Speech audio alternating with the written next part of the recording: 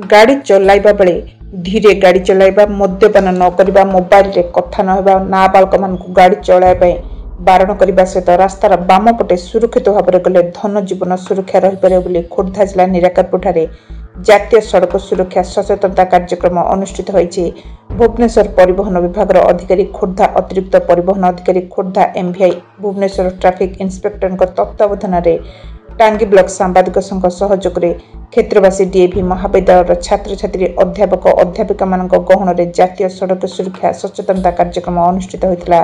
क्षेत्रवासी DAV महाविद्यालय अध्यक्षा व्रतती मिश्र और टांगी ब्लॉक सांबादिक संघर सभापति पद्मना विश्वाल पताका देखाई जातीय सड़क सुरक्षा सचेतनता कार्यक्रम शुभारंभ करते। छात्र छात्री मैंने रास्तार हाथ में फ्लैग कार्ड धरी लिफलेट बांटी निराकरपुर नुआ जगन्नाथ सड़क बजार परिक्रमा करी जातीय सड़क सुरक्षा पर सचेतनता कराइथिले। जो माने बिना हेलमेट रे मोटरसाइकिल जाउथिले सेमानकु छात्र छात्री माने जातीय सड़क सुरक्षा पर सचेतनता कराइथिले। निराकरपुर बालकिशोर रोड मोबाइल टीवी। नमस्कार, मु एडिशनल आरटीओ खोर्धार अवस्थापित श्री अरविंद नायक।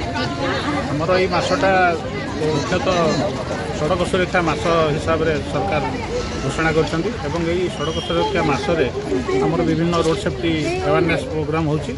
आज आमर मुख्यतः निराकरपुर केबीडीएवी कॉलेज पिला आमको योगदान करथिले एवं एथिरे आमको मुख्यतः सहयोग करथिले टांगी ब्लॉक सांबादिक संघर सदस्य एवं कर्मकर्ता वृंद। आमर मुख्यतः एथिरे पिला मानको अवेयरनेस करबा जे अंडर एज रे गाड़ी चलांतु नहीं, मोबाइल फोन व्यवहार करूँ ना। मुख्यतः आम देखुँ पिला जार बयस भी है घरे गाड़ी भी अच्छी से धरिक रास्ता को आसी आम कॉलेज में कर पिला जनाऊँ रिक्वेस्ट करूँ से लाइसेंस न पाइला पर्यंत गाड़ी धरिक रास्ता जातु ना। जिते गाड़ी चलाऊँ लाइसेंस थी दरकार और ट्रैफिक नियम मानतु, हेलमेट पिंधतु, मद्यपान करूँ ना।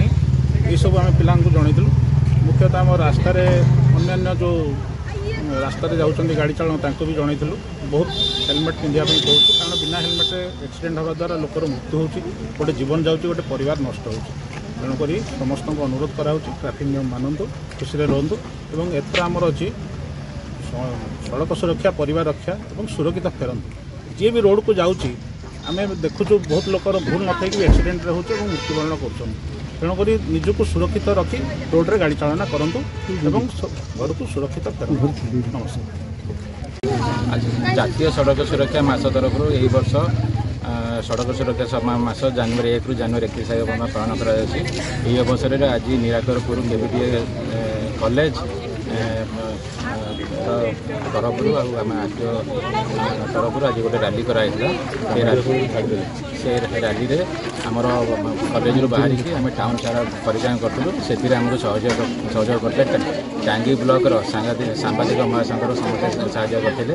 आम रैली मुख्य उद्देश्य है पिला सचेतन करवा टाउन रे सहर में लोक मान रोड सेफ्टी सचेतन करवा। कार्तिक सामंतराय क्षेत्रवासी डीएवी महाविद्यालय छात्र आवाहक।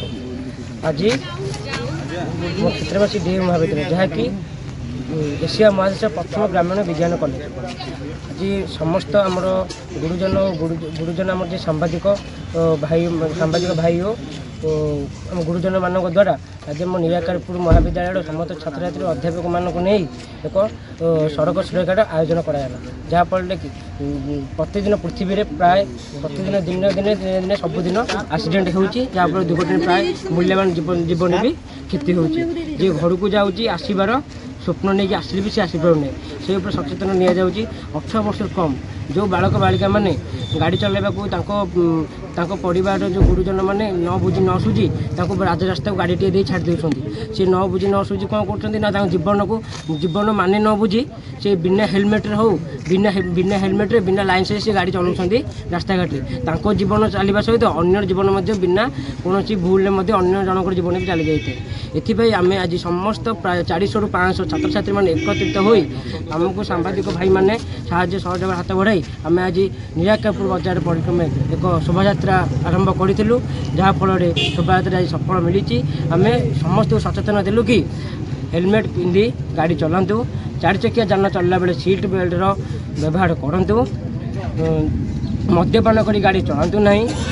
कौन व्यक्ति अनेक व्यक्ति अच्छा जो मैंने मद्यपान करी गाड़ी चलाउछंती और जो एक भल व्यक्ति मैंने जी मद्यपान न करता है से चलुवा बाटे भी तार आक्सीडेट होते